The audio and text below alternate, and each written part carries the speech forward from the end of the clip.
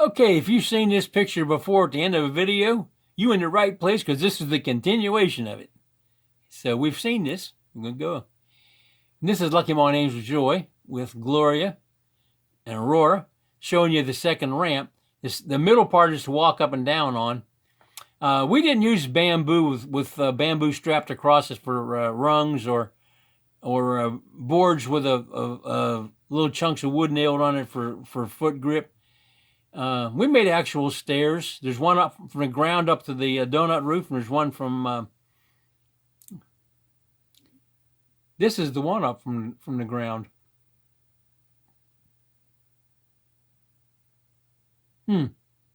There's the one that's pretty much like it, except it has a landing at the top because it turns 90 degrees. That's going to turn out to be a cute kid when she grows up. My. And they're still standing there. This is Joe Mel. He's dealing with these notched boards. There's one going that way. You put it down and you throw all the bars on top of it. And then you scatter out the ones that's going to go the other direction. And you have another notched board that goes 90 degrees to it. And you put one over here and one over there. These ones on the bottom are at least 12 feet long, might be 16. These other ones is more like 6 feet. I don't think they're 8 foot. I think they're shorter than 8. But it gives you these nice, neat squares when you're done. You don't have to space anything. You throw them up there, you put the notch board, and you rake it back and forth, and the bars pop up into the notches. It can't be any simpler than that. And when you get those up, then all these ones that are sticking out of the wall, you bend them down onto the floor, half one way and half the other. Keep the slab from blowing away in the wind, I guess. And also, you don't want to walk around them forever. Anyway, he'll tie them up one wire tie at every joint across the entire thing. Some of these bars just laying up there because they're going to cut them off with the rebar shear, and then he might be marking them. I don't know.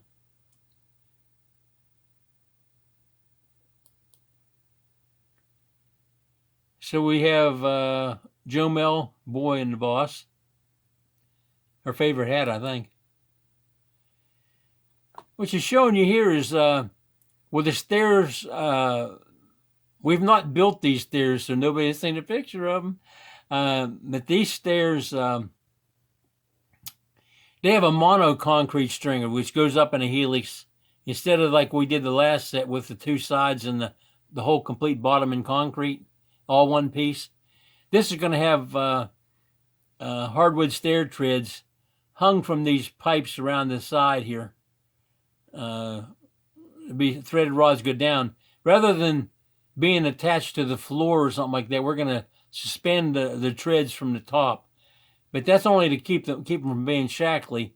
They're going to be bolted to that mono stringer down the center. And this is her office over here, or will be, on the second level. And that's Boyette standing by the hole. And this is the rods going 45 through the joint in the concrete. This is showing these.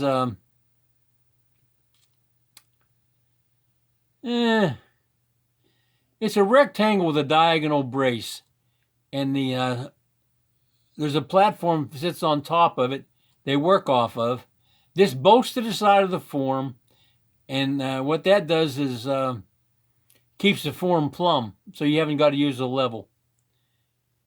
And the round holes down here are 14-inch exhaust fans. For the bathrooms, there's 7 bathrooms on that level. And no bathrooms above it. There's no drain, waste, or vent on this other level up here. No water up there. So it's not really rooms. But there's a kitchen stove has one. And I think there's one in the pantry just in case it gets smelly in there. Yeah, that stuff grows, but a tomato or a pepper won't. This is showing that there's more of that going around the next section.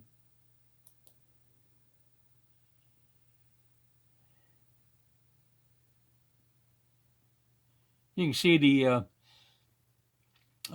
columns are cast with the wall. Being that this is only 8 feet across, there's no beam on the top of that little piece of wall. The floor is all there is. Of course, the floor is 8 inches thick, and it runs over to here. It's not like doesn't like end on the middle of that wall. And you can see that these walls around the inside are sitting on the beams down below at one point, and up here we have a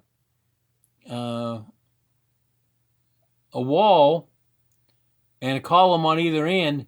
It's sitting on the what we call spoke beams. It's like a wheel with motorcycle wheel with spokes down there. This is sitting on the beam, but because there's nothing on the other side, you can go the whole 14-inch width. So you only have half of your load at that point on the beam. And then the next section is out here. This beam lands farther out. So its half of the weight can also go clear across the width of the lower tie beam because there's nothing opposing it. And it has a direct load path straight down. That's after the pour of that section. Trying to keep water on it. That's impossible.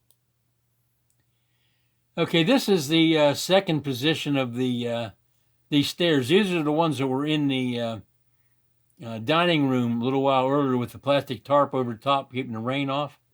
But they've been moved out here. This is the second use.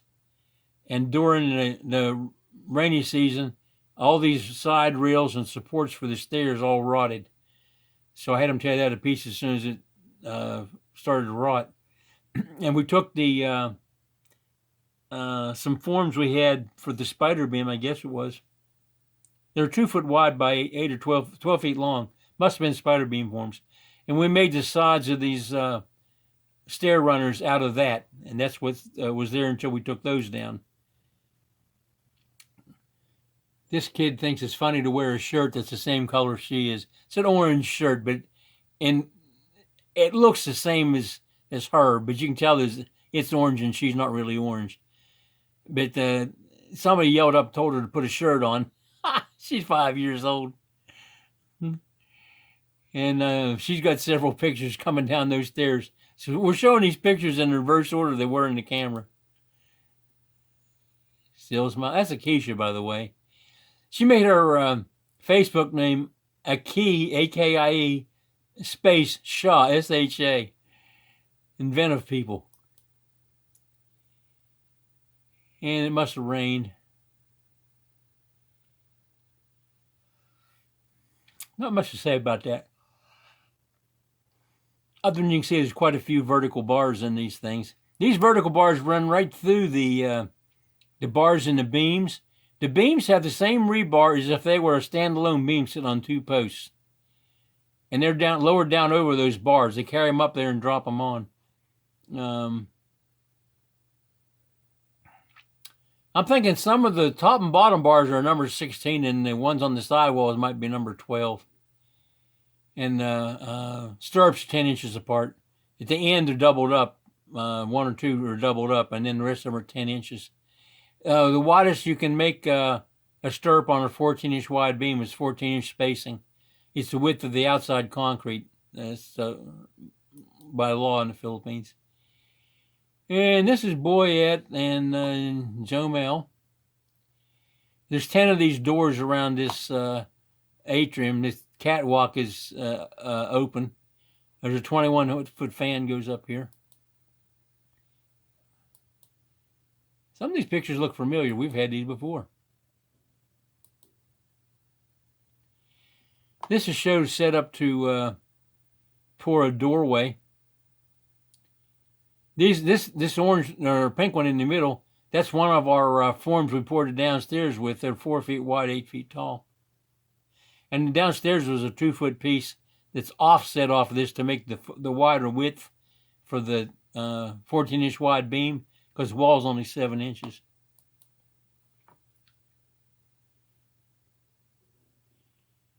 More of the same. Stairs are still in here.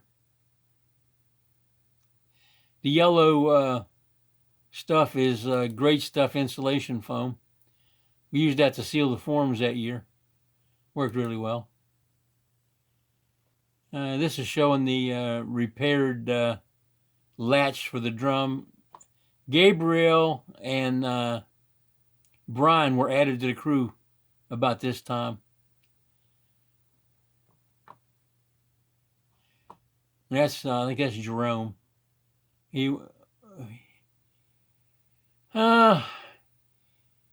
was living with a girl that had 5 husbands / boyfriends and all of them children with all of them, and we were afraid there'd be trouble with one of them ex-husbands coming around trying to reclaim her. So him and my wife had a conflict over that, and she says, as long as you're living with that girl, you really don't need to work here. We can't afford somebody coming around with a gun and shooting you on the property. So he worked for us again later on, but he's still living with the girl.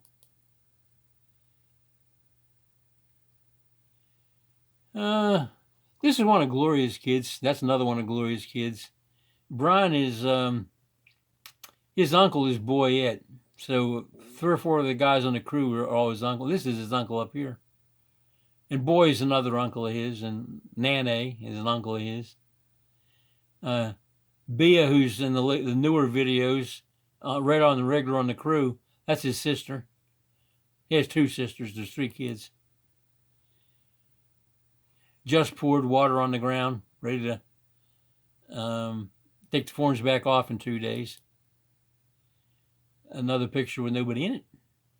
And a good look at this stuff comes right off with a, I used to use Signode band, 1.5 wide Signode band.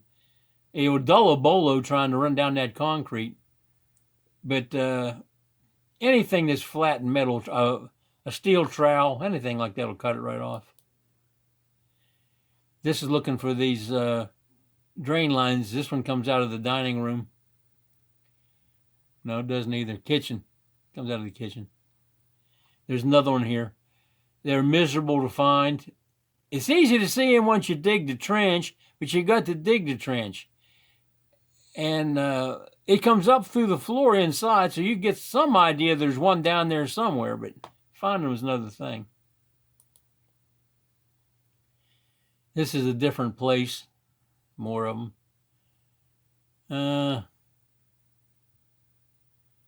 This is the kitchen, because this is the dirt ramp for the stairs are going to be on in a few pictures earlier. This is where we kept the eagle. Baby eagle didn't have feathers yet when its nest mate was ate by probably an anaconda, or rather a python. And we fed it for 6 weeks until it wouldn't eat anymore. The government wouldn't come get it, couldn't get anybody to answer the phone. It's a protected thing, but we couldn't get it any help.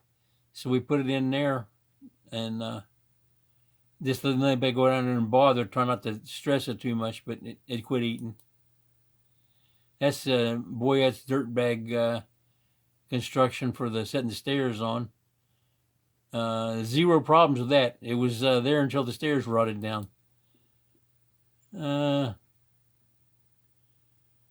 This one was really hard to find. It was 12 feet out in the middle of a floor. So you have to keep it on the right elevation to get under the tie beam and come up in the box that's in the middle of the floor, the plumbing box. And then not go down either side of it. You have to actually hit the plumbing box. But they managed to hit it. Got it out of there. This is notch boards for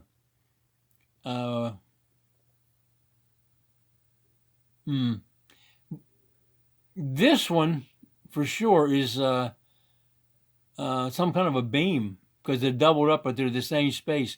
The ones that were for walls, it'd be the first one would be at 2.5 inches, and then 4, and then 5 to that, and then they'd go 10 inches on center. That's somebody's finger across the lens. Probably me.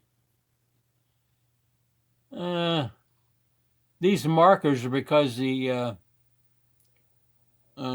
strings are going to cross if they were actually in there. Like this one that's up out, almost out of the picture.